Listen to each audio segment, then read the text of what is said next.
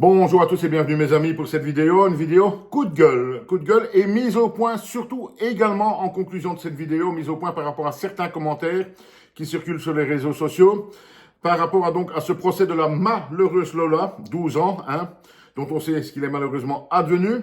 Un coup de gueule également et toujours donc une mise au point suite aux propos du médecin légiste qui a dû autopsier le corps de la malheureuse enfant.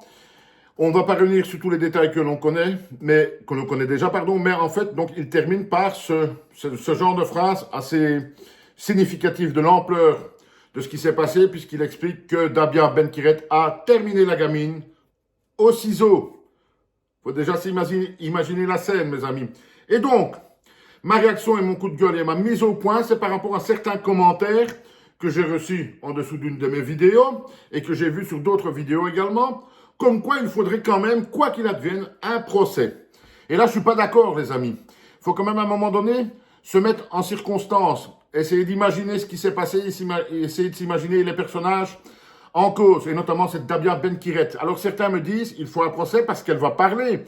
Ça, c'est pour la famille de Lola. Ils doivent savoir ce qui s'est passé, et surtout pourquoi elle a fait ça. Mais enfin, les amis, vous délirez complètement, ceux qui pensent comme ça. Un personnage comme la Ben-Kiret, qui fait ce genre d'acte, il faut bien se rendre compte quand même à un moment donné que c'est quelqu'un qui est complètement, je ne vais même pas dire débile, déboussolé. Il faut pas oublier quand même qu'après avoir fait tout ce qu'elle a fait sur la gamine, elle n'a pas hésité une seconde à la mettre dans une malle, la promener partout dans Paris en taxi, elle a même été manger au restaurant ou au snack avec la gamine à côté d'elle dans une malle. Elle a essayé de vendre les reins de la gamine pour se refaire un petit billet, etc. Et vous voudriez un procès parce qu'elle va nous expliquer pourquoi elle a fait ça, quelles ont été les raisons donc, et comment ce qu'elle a fait, etc. Mais ce genre de personnage, la Dabia Ben-Kiret, vous pouvez l'interviewer 25 fois de suite maintenant, elle va vous donner 25 histoires différentes, 25 raisons différentes. Vous la prenez dans 1 an, dans 5 ans, dans 10 ans, elle va vous reparler 10 fois d'autres choses avec encore des autres circonstances, encore une autre histoire. Ces gens ne sont plus normaux, je suis désolé, il ne faut pas être quelqu'un d'humain pour faire ce qu'elle a fait. Il faudrait bien se mettre ça en tête. Et donc, je continue et j'affirme ce que je disais dans l'autre vidéo. Pour moi, un procès pour ce genre de personnage est totalement inutile. Ça ne sert à rien. On ne va rien savoir réellement, ni de ce qui s'est passé, ni de ses motivations. Cette femme n'est plus humaine. Il n'y a rien à faire.